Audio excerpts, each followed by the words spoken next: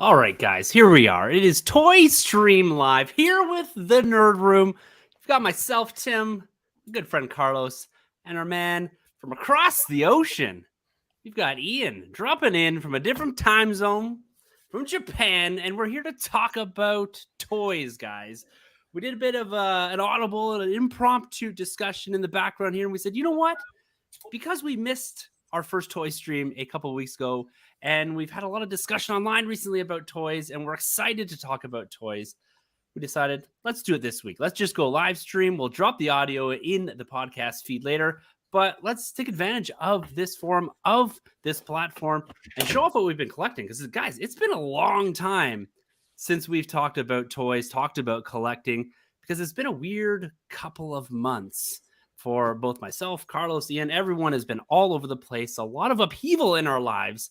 And I'm just coming off of COVID and the stomach flu, and now my kids got COVID. So what better way to celebrate being in semi-lockdown again than going back to the live streams? But gentlemen, how are you guys doing? Carlos, my man, how are you this evening? I'm good, man. I almost have to chuckle that our plans and our scheduled releases ended up having to get bumped because of COVID. It was just like, shoot. Yes. Now I know how Disney felt. Yeah. Yeah, right. We had to shuffle the slate, if you will, around and around. And what better way, though, if we're going to shuffle things around, we got to do things a little different, is to have our good friend Ian back on the live stream, back into your ear holes. Ian, how's it going, brother? Good, man. Yeah, it's just super happy to be back. I had the case of the Rona as well, so I had a couple of maybe two rough can't even speak, rough weeks. But yeah, it's good to be back with you guys, man. Let's have a good chat, and no better way to do it than talk toys. So yeah, looking forward to it. Yeah, and if anyone's been keeping pace over the last couple of months with collecting, it has been you, Ian. You've been dropping some awesome videos online here, and you've been keeping pace, man. Where I found I've completely dropped off the collecting spectrum at this point. I have had to rethink everything. You can see behind me, I'm actually in my brand new nerd room right now, but it is a blank slate. It is clear there's nothing up other than you can see the gates to Jurassic Park there just over to my right. That is the Lego set. But other than that, there's nothing up. And I'm trying to take a big step back and rethink how I want to collect. And that's what we're going to get to a little later on. We're going to talk about our pickups here in the last couple of weeks at the top. But we're also going to get to a little bit of discussion around, is modern collecting too expensive? We've had some great conversations online. That's what really inspired us to get to the mics and talk about this specifically, was the idea that we continue to see these constant price hikes. And myself being a diehard Black Series and Marvel Legend collector, I found myself priced out of that game entirely.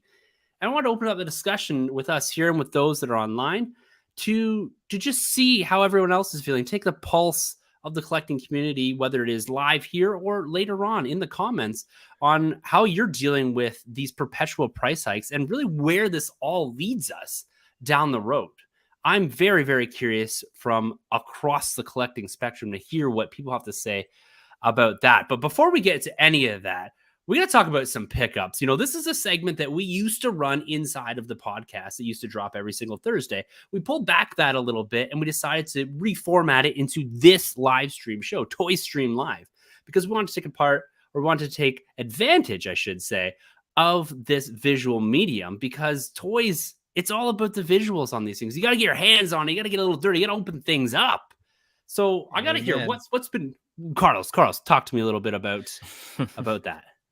Well, we'll save the anchor for the end of this segment. And anybody out there in Hasbro, please don't think me a hypocrite when I go on to complain about what I'm paying for action figures in light of that. But honestly, man, the coolest little pickup thing for me wasn't something that was overly expensive at all. In fact, it was quite cheap at $10 a pop. But the Superpowers line has started to hit. So I grabbed my first couple of these in California when we were down there. Grabbed Batman for myself. We only had limited space to bring things back, and I knew that Galaxy's Edge was going to be filling a suitcase, and it absolutely did. But yeah, just grabbed Batman for myself, Superman for my daughter, and John Stewart Green Lantern for our man Troy. And man, these are freaking wonderful figures. Like they are like perfect price point. They're like $10 US, so 12, $15 Canadian, depending on where you buy them. They started to pop up here a little bit, but like the packaging just sends me back to childhood instantly. And like I gave Troy that figure, and he's since fired up like a Superpowers collection. Like he's gone full bore. He's been out there craving it up to try and get some of the retro carded guys. So locked up Superman in that. And then when we came back to Calgary, my man at EB Games hooked us up with the Supermobile. So Wow. Come on. this Dude, thing's that like looks bigger than that I remember. That's big. oh, and it's funny because like my daughter actually has like the original retro Supermobile, and this one is way cooler because number one, it looks accurate to what it looked like in the comics and the old Corgi car. And yeah, it's cool. It's got like the little Superman symbol. You push that and the bubble opens. It's got the little thing at the bottom. So Nice. Oh man, I love it. the fists I love work, it. and it's got storage here for all the hand accessories that every single Superman figure freaking comes with. So yeah, you know what? It was cool. And it was like, I don't know, like $30-$40 for this sweet little ship. And I got the Batwing as well for myself. But yeah, it's one of those lines where it's just kind of fun. It's cost effective and looks great in package or out of package. So I've done the figures in package, but Troy busted them out loose and they look wicked. Like he's got a mix of the old figures and the new figures, and they scale perfectly. So he went with the retro Batman and Robin with the new Supes and Green Lantern. And yeah, it's a cool line. Like I like it. If you have nostalgia for superpowers, it's perfect. Well, it's kind of cool because it kind of goes back to the discussion we've had quite a few times, whether it's on the podcast or live stream, about kind of going back to the nostalgia and back to the retro / vintage, whatever you want to call it, and repackaging and leveraging that. But I think what's great about what McFarlane's doing is they've kind of taken that nice step and evolved a little bit and said, okay, we're going to give you the card back that draws your eye in, but we're going to also give you different designs. We're going to give you different figures that go with it. It's not kind of a like for like remake of what has been done in the past. This is kind of, like I said, taking another step in the direction of giving you something new, but also relying on that old vintage look to draw the eye, draw people in, and the price point. You cannot go wrong with that price point. Yeah, man. And no, you said it perfectly. And it is kind of cool, like the way they did it. So like Superman comes on pretty much a replica of the original like 80s card with like the Jose Garcia Lopez artwork on it, the exact same as the original Superpowers figure. But the Batman figure, they did the Jim Lee style Batman, and Jim Lee's art is on the cover. And then John Stewart, they actually did retro style art, but he was never part of that original line. So that's also something that's kind of cool that they've done. So the art very much has that 80s aesthetic to it, but it's a figure they never did, and a bit more. Well, he was around back then, but the line missed him. So yeah, it's kind of a neat little way that they've rolled it out. Yeah, what a way, what a line, you know, McFarlane. This will tie nicely into eventually the discussion we're gonna have a little later on about really how McFarlane has deviated away from the norm given their business practices and just keeping it at a reasonable cost. You know, I know that there's a lot of discussion about why Hasbro is incurring such huge price hikes and all that, and why McFarlane is able to avoid that for the time being. And it's just great to see this kind of constantly pushing the limits here of what they can do inside of those price points to make things like this accessible to really anyone, right? These are kids, these are adult collectors that are buying these things. And so it's cool to see. I really do love all of that. Yeah, no, it's awesome. And hello to everybody in the chat, our friends from the House of Nerd. Yes. And What's our up, brother guys? Dave. Thanks so much for showing up, and yeah, have some fun chatting toys and such. Chatting toys. Well, Ian, man, you've been chronicling a lot of what you've been doing on the YouTube channel right here in the Nerd Room. But what else have you been picking up? You'll bring in and show off some of those pieces you've been picking up. I know that you've been doing a lot of hunting. You've been into the 6-inch scale. You just put up a great top 10 of the first half of 2022 YouTube video here up on the channel. So talk to me a bit about the 6-inch scale and what else you've been picking up recently. Yeah, I mean, that's what I've kind of been buying a lot recently. I kind of had a point where I transitioned into the 1/6 scale, into the bigger Hot Toys. But the thing is, like, you know, you put these things in a cabinet, and you hardly touch them, and you can't really play with them. And you pose them up, but then they're so fragile that you have to put them back in these kind of museum poses. So yeah, it was nice kind of going back into the 6-inch stuff, and it's it's something that I enjoy because I get to play around with them and I get to pose them, and seeing people on Twitter posting their pictures of their 6-inch figures. Me and Troy have been having that kind of pose off where he's like balancing these figures on top of each other, and it's like, dude, how is he doing this? So I spent like hours the other day trying to get my silk just to balance on top of Thanos, and I had to just give up, man. It was like therapeutic and frustrating at the same time, trying to get these figures to like stand up and balance the way he does it. But it's also really fun. I just like playing with these figures, and it's just nice to have a wider variety of characters and displays. So yeah, it's been really fun. And yeah, that top 10, that was just mainly because like everything just came at the same time. I had all these pre-orders, and a lot of Legends came and Mafex figures, and I never had a chance to open them just because I was working, and then I went on a vacation, then I was sick, so I just didn't have time to open them. So yeah, it was really fun just making that video. Just basically every single figure on that video I opened on that day. Like it was just such a fun day. It was like Christmas, just opening all these toys. So yeah, it was really fun. It's such an experience though, isn't it? When you get to a point where you're like, I got so many figures right now, and you're looking at them, you're like, this is a curse, but also a blessing, because I'm looking at the cost here, but then I'm also thinking to myself, hell, I get to sit and open these. Like I love building that up when you just don't have the time to do it, but then you make it down the road, and just like you said, it's almost therapeutic. Yeah, I mean, I was looking at the stack and I was thinking, oh man, this is actually a bit of a chore, man. Like I've paid a lot of money for these, and like I'm gonna have to open these and pose them up and find somewhere to put these boxes. And then, as soon as you crack open that first box and you get that smell, it's like boom, like, oh man, happy days. Close the door, nobody contact me. I'm gonna have fun opening these toys and playing around with them. So yeah, so I opened a lot of stuff like back for that video, so I haven't had much recently. 2 pickups that I got recently. I went to a toy store the other day to go shopping, and on the video you might have seen the Donatello that I put, and I put this as my number one from Super 7. Nice. Just because it's such a nice looking figure, and just the accessories that come, and it does have that nostalgia hit. You get the classic was it Playmates, the head sculpt, and then you also get the the comic version, so it's really cool to have that. So the other day I went into shop and they just had the other 3. They knew I'd bought that Donatello, and the other 3 was sitting there on the shelf, and they're so hard to get here, so I had to buy all 3 of them. Amazing. Which is pretty insane, just the cost that I have to pay for them. So yeah, I only cracked open Mikey at the moment, but just these figures are just absolutely fantastic. They're so beautifully made. The plastics are just so nice on them.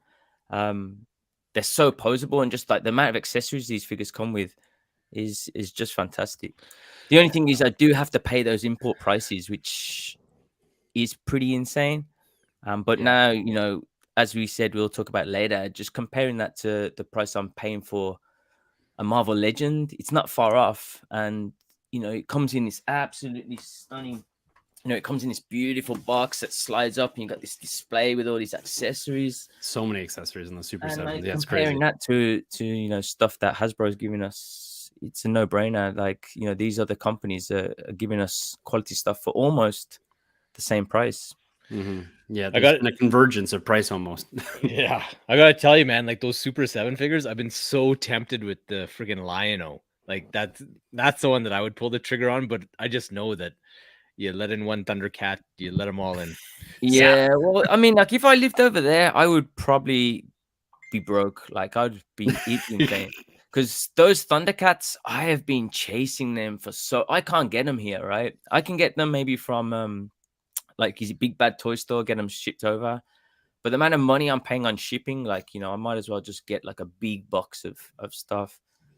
So Well, I'm trying we to. need to get you a bin over here, and then you come over once or twice a year, and just with a couple empty suitcases, and just Yeah, that's it, right? then head back. Why is this man coming with 2 empty suitcases, but leaving with a whole bunch of Ninja Turtles? Well, Yeah. Well, Canada's a weird one because like your country's like the most strict for shipping and international shipping. So I tried to send Troy like a Super Nintendo game, like a Street Fighter retro game. And I took this little tiny box into a post office, and they basically gave me a list of all the countries in the world. And like Canada just had like these X's next to it, like we don't accept airmail, we don't accept this mail, we don't accept this mail. So they were like, you know, you can only send it by land, and it's going to cost this amount of money, and it's going to take like 3 months to get there. by land. What are they taking it up over? What doesn't make any sense? You live on an island. I'm like, all right, I'll take it back, and then maybe fly over one day and hand it to him. Yeah. There you go. There you go. And you know, just to, like Carl said earlier, just a shout out here to a couple of people. Dave, you know, you got to get in there, man. You got to give it a big old whiff when you open these things up to get an appreciation for what's going on inside of that plastic. We got our boy Zeddy from Vigilante 1939. What's up, man? What's up? Man. You know, we've got House of Nerd out here saying hi to his compatriot every Sunday. They're up on YouTube talking comics, and we got some cool stuff, some collabs coming up with them too down the road here in the not too distant future. So make sure to plug into them every single Sunday morning. But guys, you know, Carlos has got something big he wants to show off here. But before we get to that one, I've got a few things to show off here. So like I said, you know, I've been in a weird space the last couple of months. I've moved. I've been very sick over the last 3 weeks. My kids are all sick. And so it's been a bit chaotic. And I haven't had an opportunity to really settle down and figure out what this space is all about. You know, I've got some ideas, and the thing though that has been consistent throughout about the last 6 months of upheaval in my life has been one logo. And every time I see it, every time my eye is drawn to it, I've got to buy something. And that logo, my friends, is of course the Jurassic Park.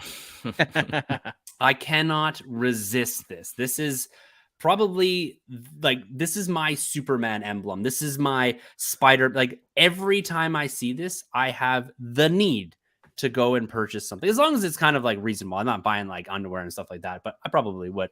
But if you remember this was all the way back in March. This is kind of when all the craziness of my life started. Went to the Calgary Expo, and I picked up these guys. These are the vintage cards. Ian and I have been talking about doing a bit of a card break at some point. We each have been picking up some of these vintage cards. You know, I never had these as a kid, but like I said, as soon as I saw this logo, I was like, I need to have these. There you go. We've got the Batman ones too. Hey, so look, we're gonna do a little card break. There you go. That is yeah, right. That's the package.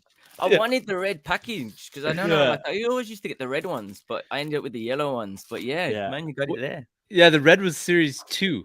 Oh, was it series 2? Yeah, that's what maybe the no. I difference must have is. got the yellow ones then. Yeah, because I only had the series 1, I think. Well, there it is. It's a vintage card. Like they're everywhere now, quite popular. But I've had this VHS for a while. I rebought this not too long ago. But the thing that I've been kind of really looking at more recently is I said to myself, all right, you know, Jurassic Park is my wheelhouse. This is one of the things I've decided that I'm going to go back and kind of collect a lot of things from that era. And the first thing, of course, everyone had this VHS, but I don't think everyone had these. I've never actually even owned one of these, but I do now. So this is a laser disc. Wow.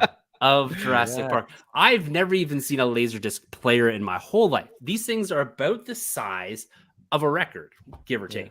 And I think per movie, there is about 5 of them. And they come in like these big sleeves, and they're like record shape. No plan to ever play these, but I said to myself, what is that? That's a reissue? That's the original? That's the originals. This is from 93 or whenever it came out, around 90, late 93. The condition of that thing is insane. Yeah, and so I bought this, and I got it for like $10 off a dude on a Facebook Marketplace or whatever. But then as I'm rummaging through, and I'm talking to our boy Sonny about movies and about collecting movies and going back to that physical media, and you know, he kind of sent me this link of all of the releases of Jurassic Park, and I said, that is one of my goals. I'm gonna start at the VHS. I'm gonna walk into the Laserdisc.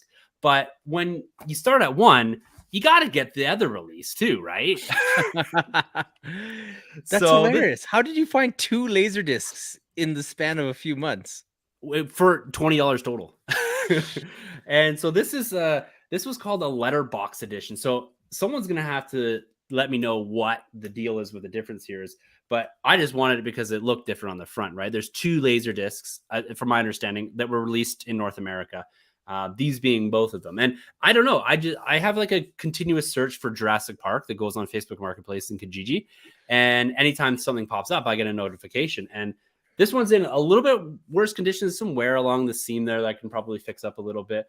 But I thought it was just cool to have these. Like, these are just going to go in the back of a decal for whatever behind a display, just to kind of frame out a collection a little bit. But I thought, what cooler way to kind of accent some of the stuff that I have than having these like laser discs. Like, I've never, like I said, never seen a laser disc player, never watched one. I'm buying these. People are like, why are you buying it? I love the logo, guys. Like, I cannot resist. And like, this is like, to me, iconic, like having something like this. Yeah, and so I remember them it. like having amazing art inside. I had one buddy. No, it was A&B Sound, which was like this record store that was here that used to carry them. And I remember seeing those. So your letterbox one will be, so the original one was probably pan and scan in like the 4x3, and then the letterbox will be with the black bars, right? Where you get the entire image. Oh yeah, the widescreen. Yes. Yeah. So that'll be what that is. But I remember the Batman Returns one, and I was considering buying it because the interior art was so beautiful. Like, it was just this cool kind of alternative version of their heads, but done horizontally instead of the vertical, like the movie poster, but it was actually different images of them. But yeah, I remember Laserdiscs being crazy expensive back in the day, and I was a kid, so there's no I don't affording that. remember Laserdiscs ever coming out in the UK. I mean, they must have existed, but I just don't even remember seeing. I have no idea what a Laserdisc player looks like. It's probably similar to a record player, I would assume, based on the size here. I'm just looking at, so there's this insert inside of the Jurassic Park one. So when it came out, you're talking about prices. When it came out, and this Jurassic Park one came out, the original, it was $75 in 1993. Yeah, I believe it.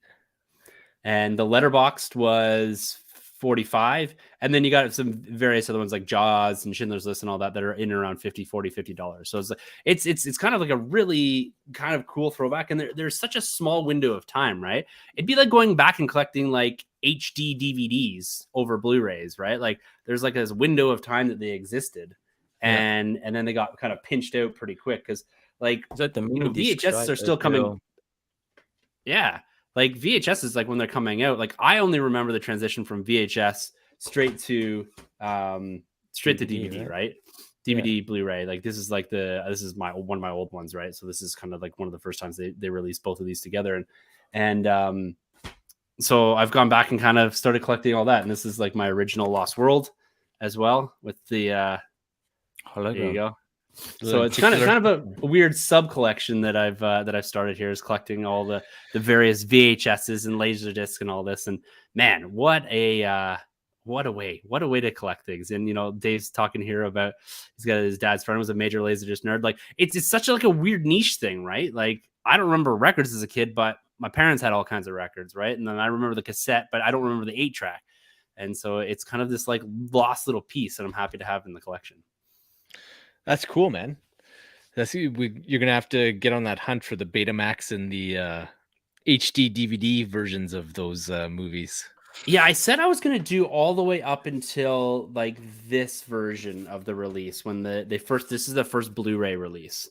And so I said, like, I'm gonna go from VHS all the way to the first Blu-ray, and then anything after that, I'm gonna ignore like all the like the Blu-ray re-releases and the steelbooks and all that. I just want to go up until like basically the sets that I have. And so I've got a few more to get. Like, I've got like the Jurassic Park 3 DVD, and I got to get the VHS. I've been bugging Sunny to grab that for me. So like I said, weird sub collection, but it's what's been kind of holding my interest the last little bit. And I've had a little fun kind of running around, rummaging through different bins and trying to find these movies I'll never play, but they're like I said, they're going to be the accent pieces to my growing JP collection, because that's where I've decided. One of the things I've decided that's where it's going to be at. But it's crazy just seeing that stuff. It's like these are all things that I remember my mom just sticking in a box and like handing over to the charity shop. And it's like, here we are, like chasing them now. We're like trying to get them back. Yeah. It's funny you say that. When we were clearing out my parents' house, I had literally put the massive box of VHSs into like the disposal bin, and I just took a picture and I was like, let me know what you guys want and I'll pull them out, but we just got to keep this train moving kind of thing, right? So Sunny took like 3/4 of it, and then some lady came to come pick up a table, and she was rooting through and pulling VHSs there. So who knows? If you want the original Star Wars trilogy one, Sunny has it at his house. You can leg wrestle him for it. Probably has my name written on it, but it's is what it is. It's such a like the VHS has become quite a popular collector's piece in North America recently. You know, I've watched a lot of people going back, and now people are going after like sealed ones, or there's specific ones. There's a Back to the Future one that was sold that was owned by the actor that played Biff Tannen, and like they're going for quite a bit of money. But what I love them for is, and I've said this many times, it's like they kind of the nice little piece to put in the background in amongst your figures, right? Because you go to any single Facebook Marketplace VHS post, every single one, I guarantee you, this is in it. Oh yeah, like everybody owned this VHS. Like peak VHS was Jurassic Park, 1993. And I remember, like, you talked about the letterbox, right? Like when the bars, because that was like one of the first movies to come out with that, like for home release.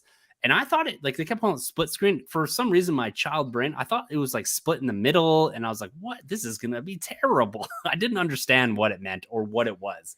I just thought I was losing screen.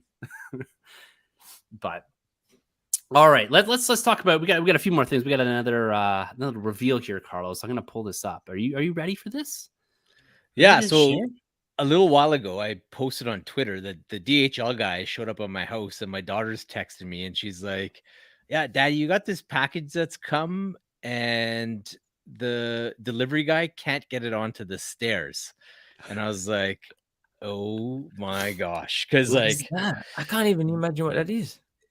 Yeah, this was cooking for a while. I was going back and forth over a few pieces, and I think like I actually pulled the trigger like pre-pandemic or maybe 2020, and sold some stuff to finance it, and nursed it along. But yeah, you can pull up that first box picture there.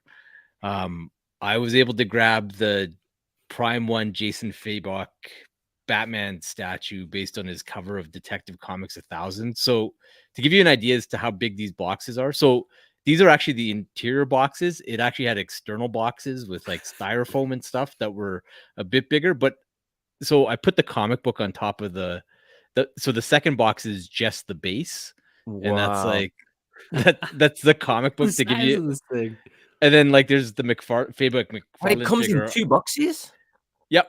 That's so the smaller box is just the base, and the bigger box was the bulk of the figure. But yeah, like if you look at the top there, the McFarlane figure is just sitting up there by Fabok. Wow, so, that's insane. Yeah.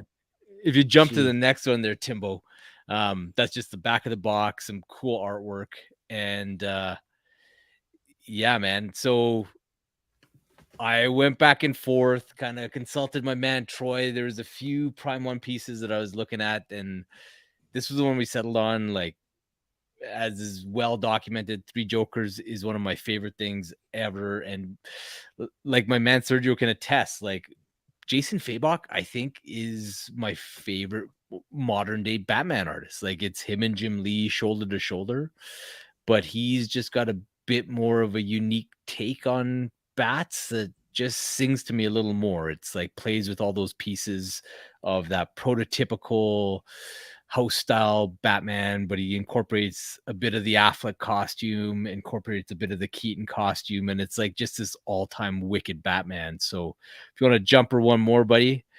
there she is in all her glory. So the one that I bought came with like a bust, and it came with 4 different heads that you could stick on them there. So that's kind of thing. Yeah, so that's just kind of the default look for him, with the head pointing down, the yellow oval on him. You can jump ahead, man. And then that's the one of the alternate looks. So you can have a head that looks a bit to the left with the mouth open. You can put a Rebirth style symbol on there, which is kind of cool. Oh, that's wicked. So you can swap out that symbol on the chest. Yeah, so it's like this big, powerful magnet on the front of this thing. So Oh, cool. Those yeah, prime ones as well, like that. I mean, those things are beautiful. Like I went to like an exhibition for like some prime one statues, and like every single one of them just like blew my mind. And just like had a little thing just pop on and like click in. It's just so well made. yeah, So they're yeah, they're good. incredible. And like, yeah, it wasn't a light touch, but at the same time, like I really felt like I got my money's worth out of this guy, like shockingly. And Mm. like it's almost a good thing that the boxes are so immense because a guy can't own too many of them because I've already conned my mom into letting me store the boxes in her basement. Do you keep all your statue boxes? Like, is that something that like for like a future where you move or reno or something like that? Do you have like for everything in your basement? Do you have like boxes that they would go in? Yeah, I got like 99% of them. And so Wow. I've built like a drop in my garage. So most of the boxes go just up top in the roof line of my garage. And then but it's like these ones are so huge. I have no idea where I would There's no even way of flat packing them, right? Because you cut all like the styrofoam inside, or like all that stuff that holds it all together. So yeah, you can't do anything with that. Yeah, Man, that's exactly. like that's how. Hold on, so that's like almost half the size of a Detolf, or even bigger. Is Is that that on right? something? Or is Nope. it on the Oh, ground? it's sitting on like just a little like one of the lack tables or whatever it is. Still, yeah, still Okay, that's so it's still huge. it's about a foot and a bit up, but it's going like that's a top shelf on a Detolf, right? Because you can see the top of the Detolf. So you're like, let's Yeah. say 2/3 of a Detolf, but that's only up to Batman's head. Like that cape looks like it goes quite a bit higher, eh? Yeah, it's like so it's a third scale piece and it's probably like 3 knocking on 4 feet kind of thing. Like it's nuts. So, That's like my 6-year-old daughter. It's like, yeah, man, like it's bigger than your youngest, Tim, for sure. Yeah. It probably weighs more. What would this thing weigh? Oh, I think Like oh 40 yeah, pounds? it's 53, I think. It, 53. like when I put this thing together and like lugging the boxes around, so I unpacked it in the garage or the outer boxes, and my wife helped me out and she helped me bring them into the house. And then I just let them sit in the basement for like a day or two until I had time. So my version came with like a mini bus that you could display the alternate portrait and the alternate symbol. That's cool. Yeah, so that's like my favorite head for him with the 5 o'clock shadow, and he's a bit of brown guy Batman, which obviously I have a soft spot for.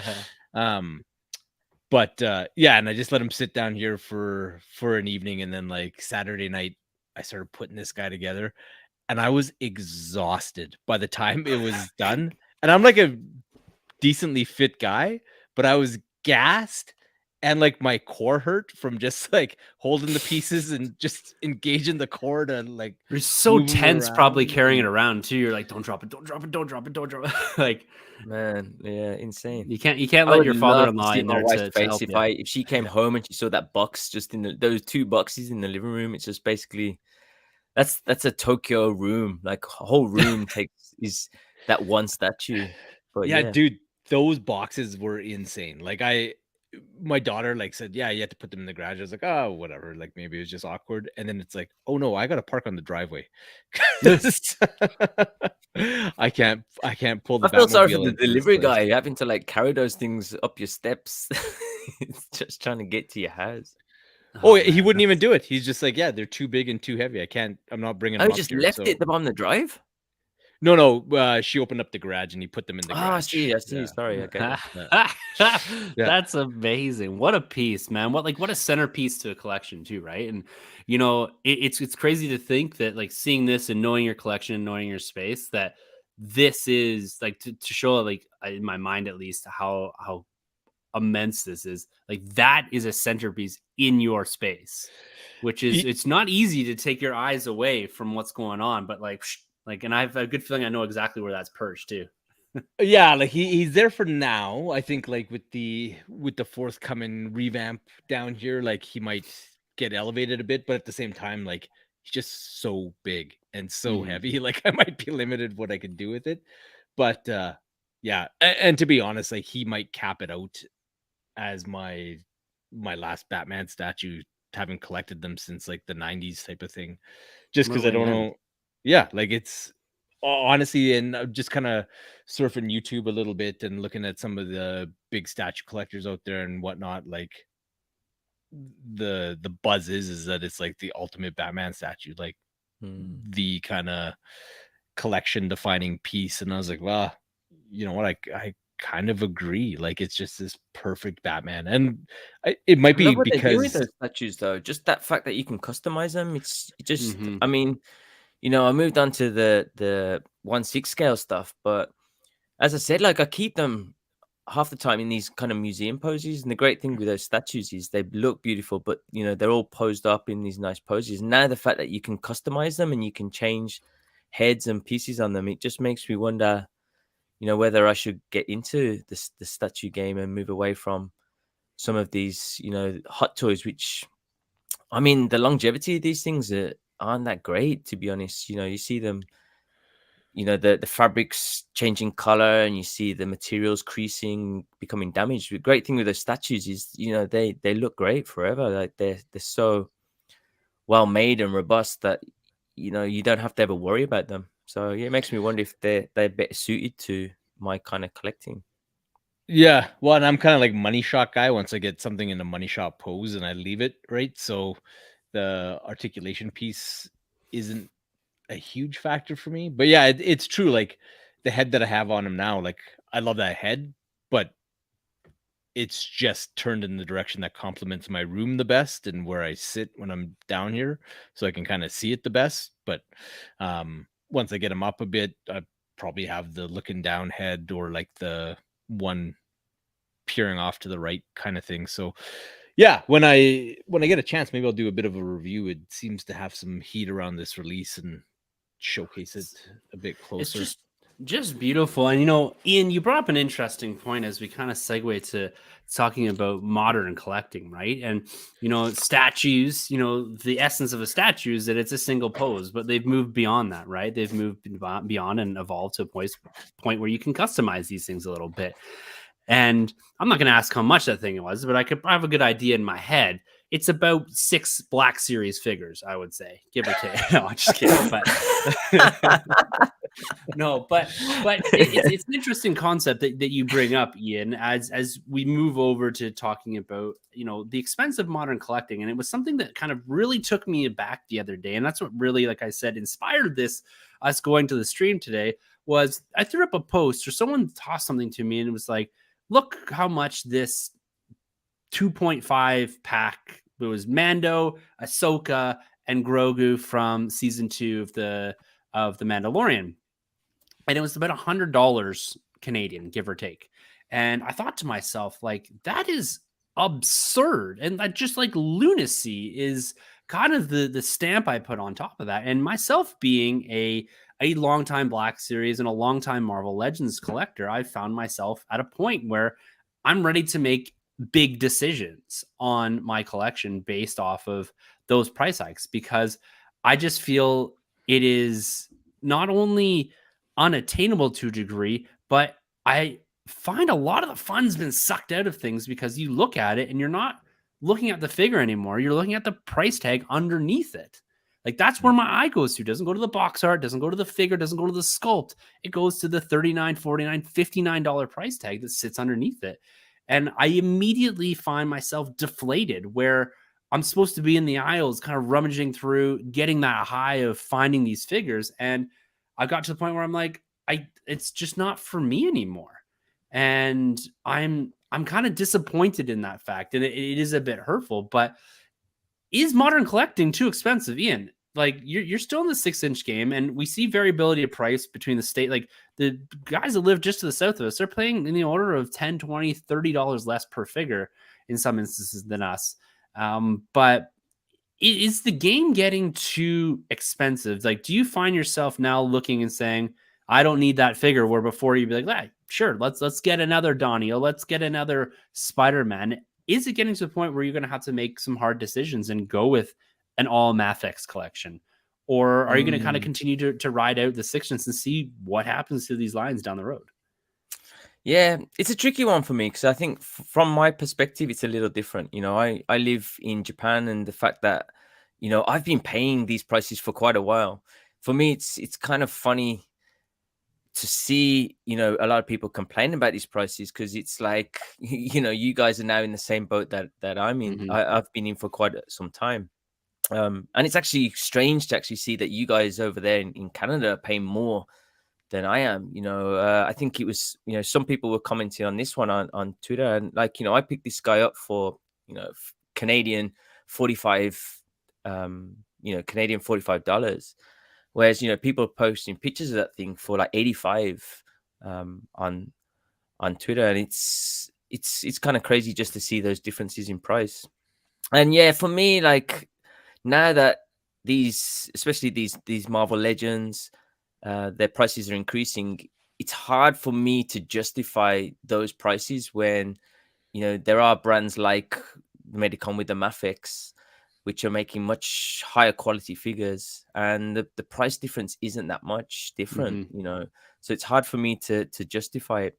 And the thing is, like with the Marvel Legends as well, like they're making lots of changes with the windowless boxes, those kind of Yeah. cardboard boxes. I can't even trust these guys at Hasbro to give me a figure which is actually in a decent condition. Like their QC issues are driving me crazy.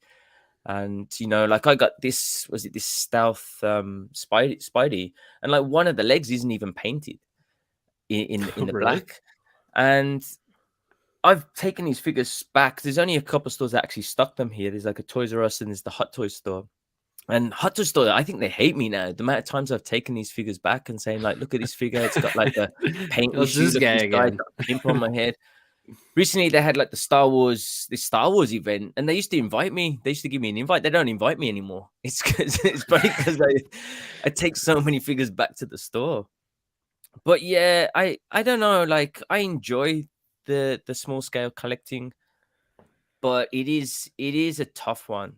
I don't really understand what Hasbro are doing with a lot of stuff. Like they price, for example, this guy and this guy at the same price here. Like I don't know over there if they're the same price, but the quality on this Japanese Spider-Man is insane. Like I didn't know what was going on when I opened this box. I'm like, is this right? Like this is so good. The joints are so much better. The paint application is great. There's like sculpted webs on certain parts. And then you get something like this, which is just like this repaint. It's just bending. It's soft plastic, and it just makes me wonder like what they're thinking when they're charging the same prices for these. They put some of them in a box and they call it a deluxe release, and it's Mhm. no different than any of the other figures that you get. So I feel like they're cheating the customers a little bit in some way, and then bringing those prices up. 85 like Canadian, I don't know what that is in American, but that's ridiculous just for a 6-inch piece of plastic which is mass produced.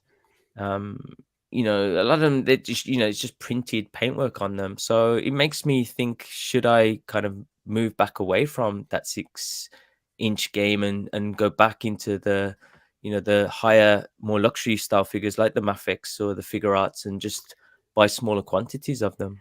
Well, it's such a hard debate too, because like, I always like to play devil's advocate in some of these situations when it comes to, studios make decisions and people up in arms about it. And I try to step back and say, what is the business reason? Like, why are they doing this?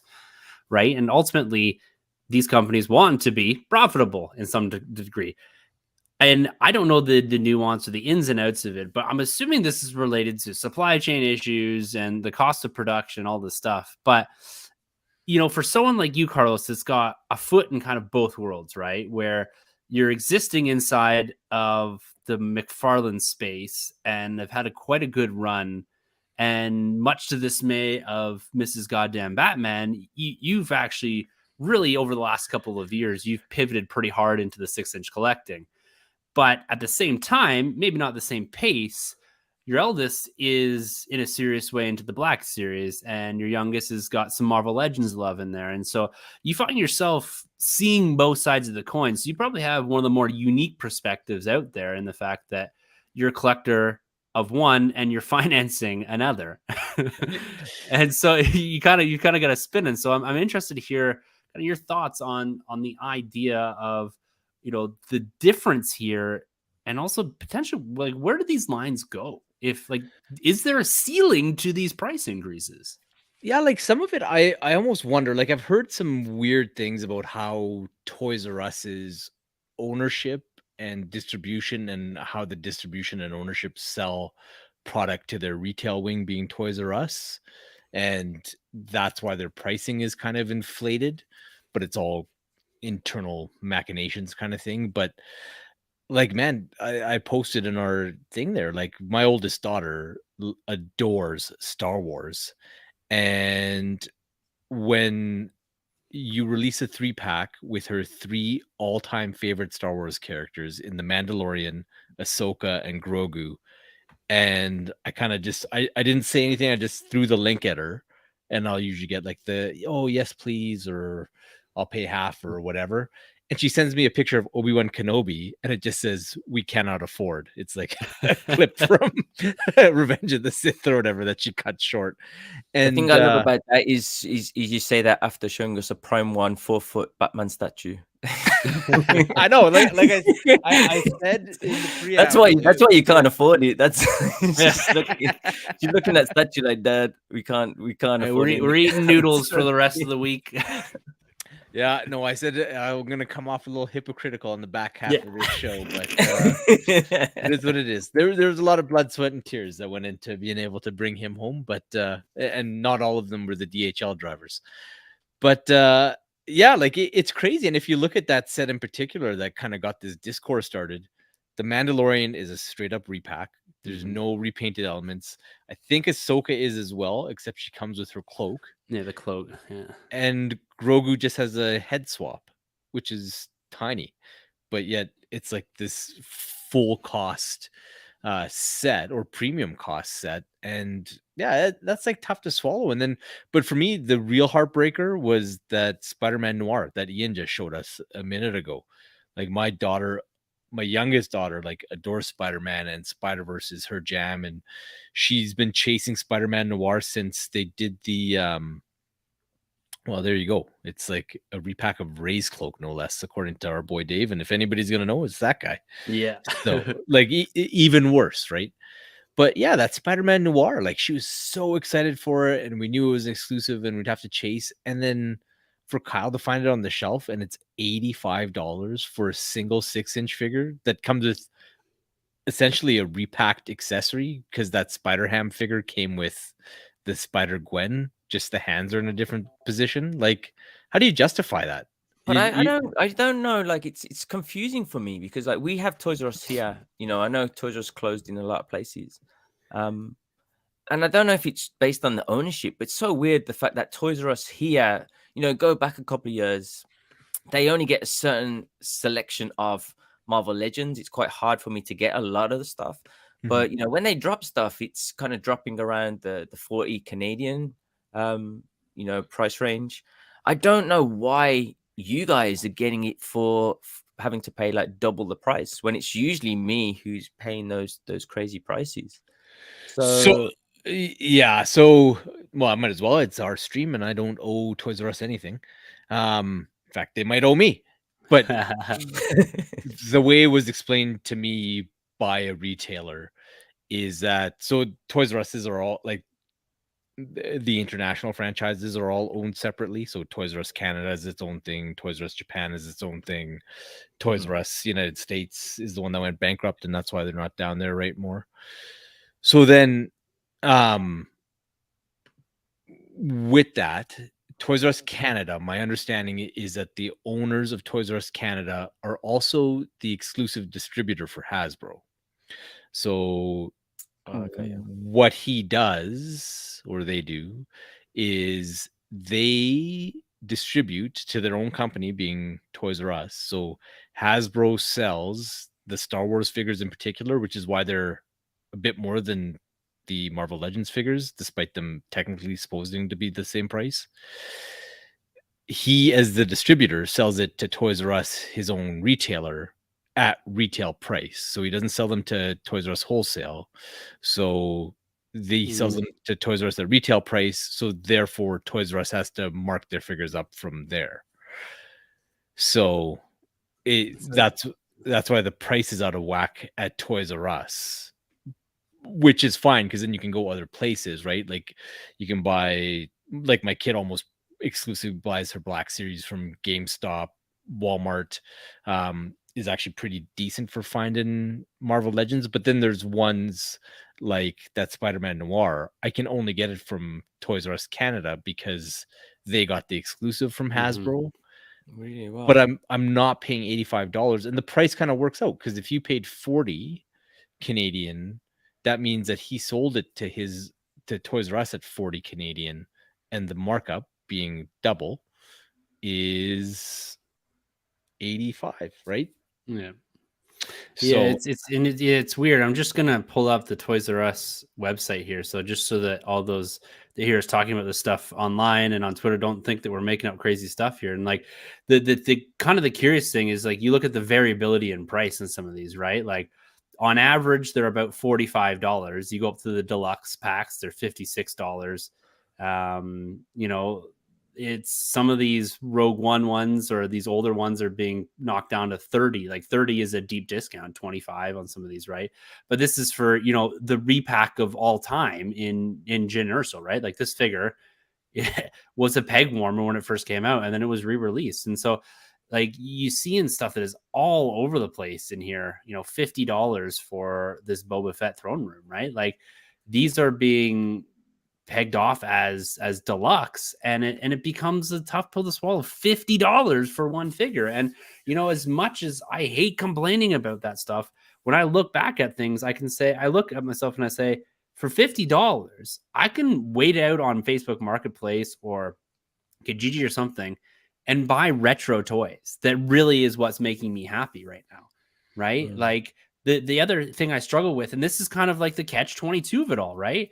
Is that there's so much of it coming out too. You can't be a completist in this price environment. And so you have to pick your lane. You have to pick a Mando lane. You have to pick a MCU lane or something to that effect, Spider-Man or something, right? You can't do it all. Like I used to buy almost all of the Marvel Legends and all of the Black Series. Like every single wave I was buying. And you know, once that creeps up to $300 every 2 months, like that starts to really weigh heavy on the wallet, right? Especially when you got a family or you've got, you know, other bills to pay. You don't want to go see a movie. It's like it's so hard. It's so tough. And like it's like the question I really put out there is what happens to the Black Series? Like what happens to this? Like let's look at inflation. Let's look at everything that's happening. These prices are not going down. And so like, what happens? Like to answer Dave's question, like, yeah, as far as like the currency exchanges and like what Canadians take home and stuff like that, like it does actually work out to kind of the same. Like Tim's counterpart in the States doing the same job will, after exchange, be making the same dollar amount. And that's typically what we find with our prices on things. Like if I buy a McFarlane figure off a US site, it's $19.99. Or if I walk into GameStop here, it's like $24.99. So it's like it ends up being a wash, right? 6 one way, half a dozen the other. But the things with how Toys R Us and other places are starting to price these figures, yeah, it is starting to squeeze you out. And like you look at like they bought Wrecker for $10. I paid almost 50 for him when he came out at GameStop, right? Like that's a heavy hit for, yeah, he's a bigger figure and he's cool, but like how many times can you do that? Yeah, but I don't know. I mean, like what Tim was saying, like, you know, picking your lane. Maybe, I mean, that's maybe partly the way that the companies are possibly looking, and they might be looking at, you know, some of these other international companies, like looking at like Mafix, talking about Mafix. You know, I might rave on about those figures, but man, they're expensive figures. You know, you took in, you know, you took in like the cheapest ones are, you know, 80, 90 Canadian. And that's in Japan, you know, that's coming from the place where they're being produced. Now, the quality of the figures are much better, but they're still only, you know, six inch plastic figures. And the idea is you don't really have to buy all of them. I don't know anyone who's a Mafex completist. You kind of pick your lane. You go with the comic ones, or you go with the Spider-Man, or you go with the Batman figures, and they might kind of be kind of taking that route.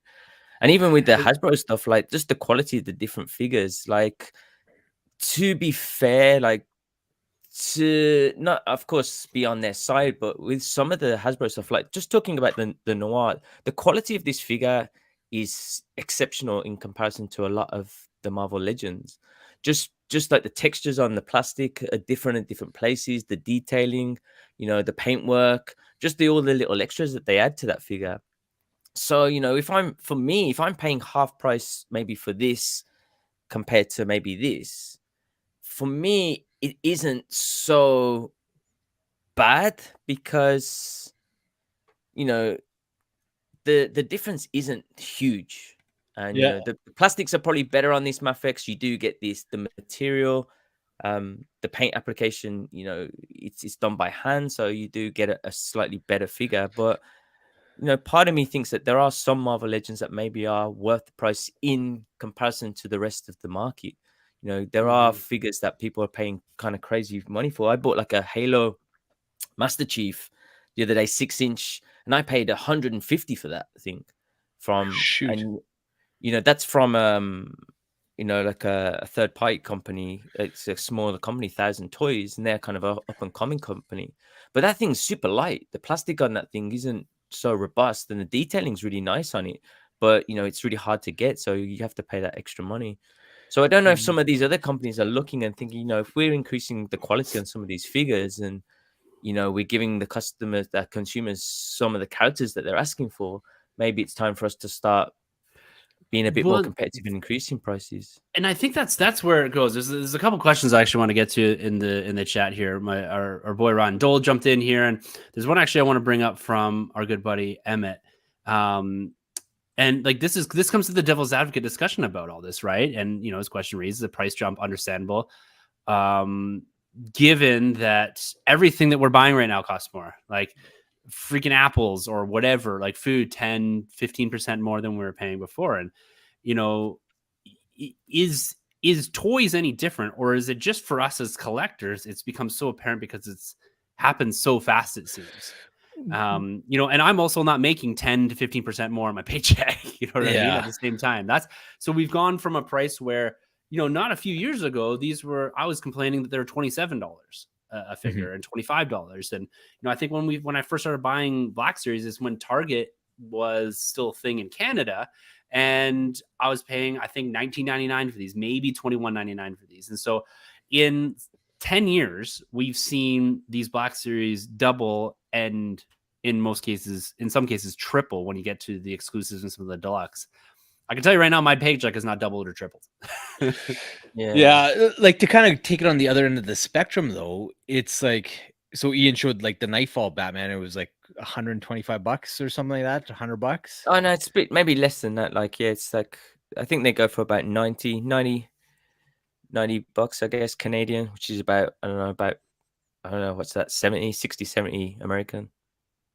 Yeah, so like this guy, Nightfall Batman as well, is $20 from McFarlane, and he's like a bigger, beefier figure. He's got like the textured plastics and all that kind of stuff. So it's like, yeah, I get the inflation, and even some of his stuff has increased, but at the same time, why is Hasbro's price like significantly higher for smaller figures than what their competition is putting out, right? And then if you look, they have the more coveted licenses, but yet he's outselling them at the pegs type of thing, right? So, well, and this would be interesting to eventually talk to someone that because the economics of toys, and like a lot of it I think comes down to what you're talking about, Carlos, about the like how much does Hasbro pay to have the Marvel and Star Wars license, and the Star Wars license in particular at this scale, right? They've locked up the 3 3/4 inch, the 6 inch. They are probably paying an absolute fortune. And then as the Marvel brand grows and has over the last 10-15 years with the MCU's rise, that brand is probably exponentially more expensive than it was before. And then you're starting to get characters like Ms. Marvel becoming very popular, She-Hulk, and all these, like everything is kind of at the same time as we're getting this massive inflation. is everything is really ramping up here. I mean, And like one example that they must have to pay a lot of money for the license is like looking at the Bandai, the Japanese company Figure Arts. Like, they released their Dragon Ball figures for like $30, and they're great looking figures, like super cheap. And then you talk about the Star Wars ones, and you're talking 3-4 times the price, just for like, they drop Star Wars ones, they drop the Disney ones, and you're talking 3-4 times the price than their own. The licensing that they have with these anime figures. So I think that could be a big aspect, a big part of it, I guess. Yeah, and Ryan Dole's just pointing out here. Then we've talked about this before on the podcast about how McFarlane, and he's very open about this, right? Uncle Todd there about how his companies run and how they monitor margins and what they're doing as far as production and all that too. So very different company than Hasbro. Hasbro is an enormous company, and there are costs to some of this stuff, and so it's in. And I don't want to come back to another question that Ryan Dole, or another comment that he pops into the thing here about, and this is something that wheeling it back to Black Series. We talked about the expense of it and the 6-inch scale, and one of the questions I had is like, does the Black Series die in the peg eventually, and then they go back to the 3 3/4? They are doing the 3 3/4, the vintage collection, which is getting quite expensive in itself. But the one thing that I'm personally missing is that legacy low POA, really dense line, that we got for the Force Awakens, that we got for the Last Jedi and Rogue One. I collected all those figures. They're like between $9 and $12 up here, and I bought a lot of them in like a buck or two or whatever, the dollar stores, for like $5 when they went on deep discount. And so this idea of Black Series, this scale being so expensive, when kind of like Ryan's pointing out here, the legacy scale is that 3 3/4 inch for Star Wars and for collectors, is this collector focus line of modern collecting, is that a problem? Like, because this really didn't become a thing, at least for Star Wars, and Marvel Legends have done it for quite some time, but it really didn't ramp back up until 2014, where this collector scale became a massive focus for these companies too. So, yeah, I don't know. The 3 3/4 stuff, it's expensive enough that it's hard to justify for me, but like I can see if that's what you've always collected, and if you have a robust collection in that scale, like it's sweet, and they do a really good job of the cards and whatnot. And I've been very impressed with the detail that they're able to cram onto some of those small figures. But yeah, I think that is where it'll go, where they're going to price all those ancillary groups buying these figures. So your casual collectors, your people that would buy them for their kids and whatnot, and you'll just collapse Star Wars down. And even just look at the shelves now, like it's a shadow of what it's been years gone by, despite having popular things like The Mandalorian on TV. And it's collapsed down to being something that just collectors seem to soak up. So yeah, like our boy Dave would probably be the best guy to answer that. Like, are you going to keep just going with vintage collection, or like what's your preference if you were only to have one line? Yeah, and I guess like it also comes down to depends picking on your lane.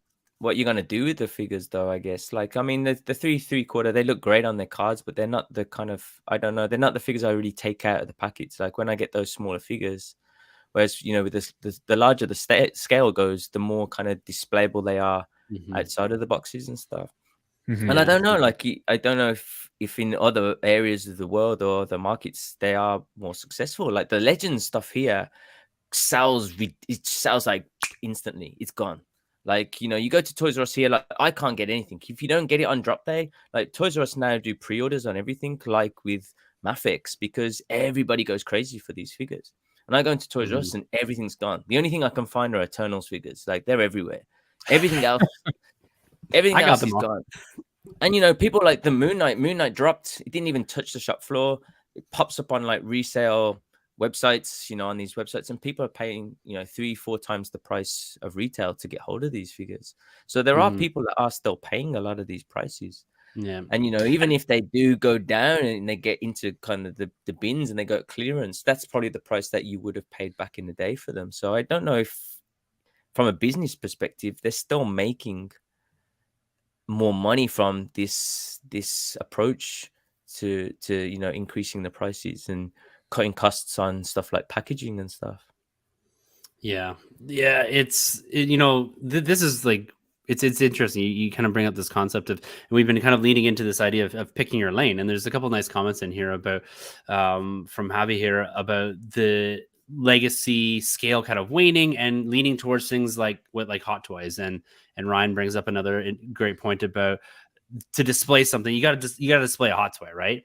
But the funny thing with Hot Toys is I was the same. I thought, you know what, I'm just gonna have one more glass cabinets, one hot toy on each shelf. It doesn't happen, man. You buy one, you buy another, and then it becomes exactly the same as your 6-inch ones, where like I've got like 3 or 4 on one shelf. I'm trying to buy a house that has a big room just so I can have more glass cabinets to have more Hot Toys. And now Hot Toys are just like rolling out so quickly that, you see and you're like, I've got to have that.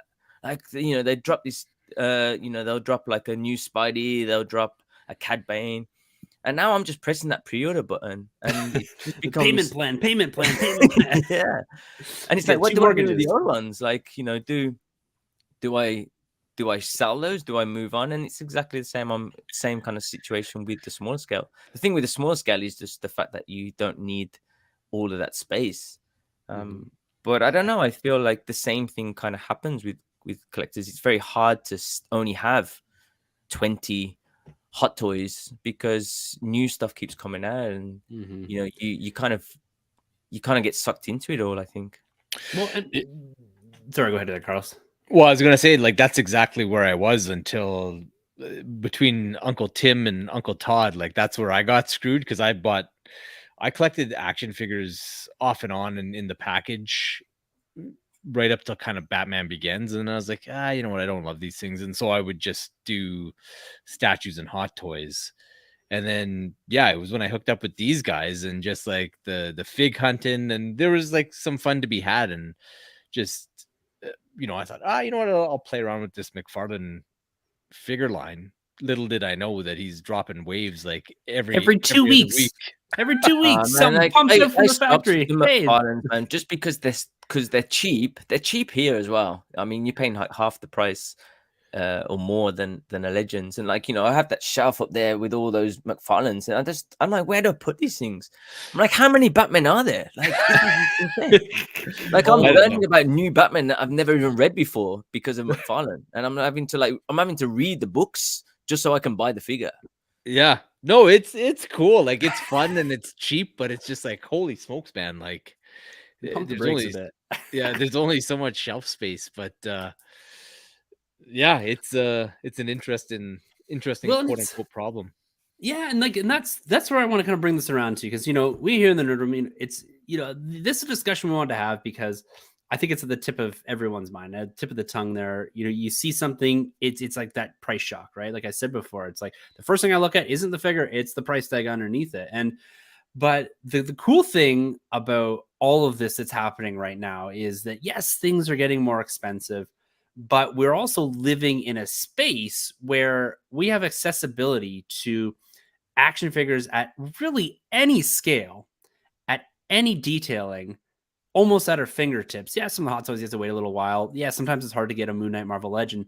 But at the end of the day, we have the ability to, 1, pick a lane, 2, step back a little bit like I've done. Like I've pulled the rug right out from my 6-inch collecting and said, no, the retro stuff makes me happy for right now. So I'm going to bin this stuff up for now and just take a break. You can pivot to statues. You can pivot to Hot Toys.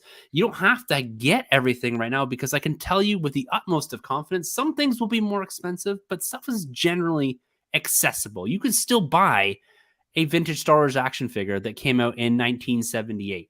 You can still buy those if you really want. If you have some of the money and you want to invest in some of that stuff, you can do it. And so that is kind of the cool thing about collecting. And that, as much as there is the discussion and that at times the disappointment with what we're seeing right now, there is you can go do something else. You can collect something else. You can scratch that itch, if you will, with another piece. And that's kind of the mentality that I've taken, is a huge 6-month break from everything and then trying to figure out what it is I love, because the point of all of this toy talk and discussion and trading stories online and sharing it with each other is to have freaking fun. Like I still, as much as these prices are killer, I still love the hunt. I still love Me going too. out there Yeah, and me finding too. toys and experience things and like showing off the ridiculous crap that I've bought on Facebook Marketplace. Like that is it, man. Like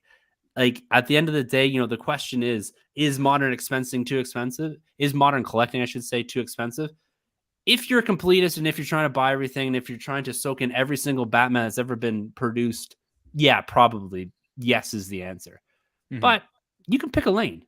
You can pick your favorite stuff. You can pick your statue, your hot toy, whatever. You don't need everything. And so getting And out the there on thing the hunt you is the fun part. and the thing is that you can like, I mean, you're talking about picking up the vintage stuff and, you know, searching for stuff like that, but like you can like the way I see it these days is I'll pay a certain amount of money for something and I think it's a bit more expensive, but I know that I can always sell it. And you know, there's so many ways of selling stuff these days. Like we have really cool apps here, like this one called Mercari, and you know, you got eBay and you got Yahoo auctions and stuff. And if you're not looking to make like a profit on things, and even if you're okay making a small loss, even a small loss, like you can really easily just, you know, ship stuff off and get stuff sold, and then you can start again and start a new line. That's Hey, what I man. like about like stuff like the Mafex. You know, the Mafex stuff, they do reissues, but you'll always be able to, you know, pass that on to another collector who really wants it for the same price that you bought it for. So I never see as so much me spending too much money, because a lot of it can be seen as an investment. You know, a lot of these, you know, even the Marvel Legends, especially with the hot toys, you know, they actually increase in price. If you want to make a bit of money, you can sell them, or if not, you know, you can help a collector out and sell it for the same price that you bought it for, and then start again and take another avenue, take another route. So, you know, I always enjoyed. I'm not at the stage at the moment where I'm kind of complaining about prices that I'm paying, because I always see it as I can always start again. I can always pass it on. So yeah, I enjoy it too. I like this, Dave. I've been turning my Funkos into hot toys, and I've been turning my Funkos into vintage action figures. I've sold almost all of my Funkos, and like some for a tidy profit. I can tell you, Oh, nice. there's a market out there for Funko Pops. And one of the things too, just shout out, it's funny, Ryan Dole, you just, you know, taking a break, slowing down, and heading back to the vintage. You know, he's fallen down a similar rabbit hole, and like that's what's cool about this stuff, right? And like you're saying, Ian, just to kind of echo what you just said there, like you can flip stuff around. And Night you can sell Force stuff. Ninjas. Wait, we need to stop right there. Night Force Ninjas. I think Ryan Dole is like my favorite guy. Man, that makes my heart sing. You and I are the only two people maybe in Canada that know what Night Force Ninjas are, but brother, you're singing my song. I love it. I love it. Oh man, no. So let's wrap it up there, guys. Look, like there's always this debate's going to be had, but at the end of the day, it comes down to, you know, do what makes you happy. Love. I always like to say, love what you love and enjoy that. Soak it in. This is meant to be a pastime, a hobby, something that makes you happy. You know, things are going to be expensive. The HasLabs are going to be expensive.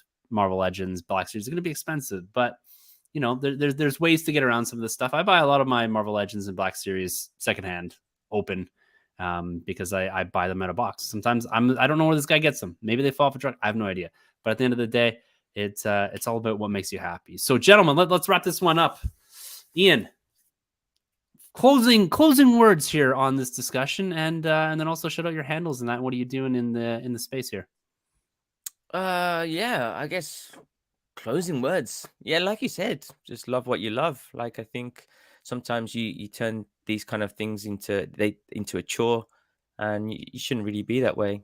As you said, you don't need to have everything, and I think I've learned that. You know, I tried to be a completionist with the Black Series, and I kind of got hurt when they started to make stuff exclusives, and you know, it really kind of puts a downer on the collecting game. So I think I kind of learned that you don't have to have all of the figures. You know, you don't have to have all of the toys, you don't have to have all of the line.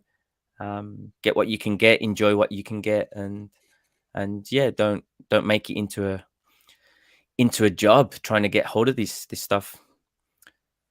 So yeah, for me, I guess you can find me on Twitter, yeah, at Tokyo Joey, also on Instagram. I think that's the same handle. So yeah, I sometimes post photos on there. But yeah, most importantly, the Nerd Room YouTube. I try and make videos as much as I can, as often as I can. So if everybody could, of course, like and subscribe, it really helps out. And yeah, it helps us kind of make more and try and expand that YouTube channel. Yeah, exactly. Ryan did confirm for you, Carlos, as you send us off here, that you are the only two that know what you two are talking about, and I can confirm that. Yeah, I got my iPad. I need here, an I'm education typing- at some point. What's he talking about? So, Carlos, send us off here. Yeah, for me, you know, the back half of the chat was a lot of love what you love, and I love all you guys in the chat that joined us tonight, and I really love my big ass Prime 1 Batman. So you know where to find me, here on the Nerd Room and on the socials at Canadian Cape Crusader. And yeah, thanks everybody for joining us. Thanks everybody who watch the stream after the fact or listen to this in its podcast form, and you know, hopefully that enticed you to go seek out the YouTube channel if that's how you're listening to this. But yeah, you know what, Chris, we might very well do an armory tour on the next one, so we'll get there one day. But my wife always says I've never seen Carlos and Batman in the same room together, so I don't know if that's a thing or what, but I don't know. There's the vigilante that runs around here in Alberta trying to solve all the crimes and problems. But yes, gentlemen, it's been a pleasure. It's been a lot of fun getting back to the live stream. It's been a while since we've done one of these. We appreciate everyone that's in the comments, everyone that's been contributing to the conversation, both here and afterwards. Thank you guys very much. Should drop one of my AirPods out there. Professional at work here. But you can find me at the NerdRM on Twitter. That's where I spend most of my time. And yeah, YouTube. Give this channel a like. We're going to continue to push forward here as we've stabilized in our lives a little bit here, and we're going to try to continue to grow this, doing these toy streams and more videos and collection tours, all these type of things. And so we're having lots of fun with this, loving what we love, and sharing that with you guys. And we want you to do the same. And so until next time, I guess you'll catch us in the podcast feed next week, and then a live stream within a couple of weeks here. So we're doing these once a month Toy Stream Live. Hope you guys have enjoyed, and we will chat to you very, very soon. So we'll talk to you guys later. See ya.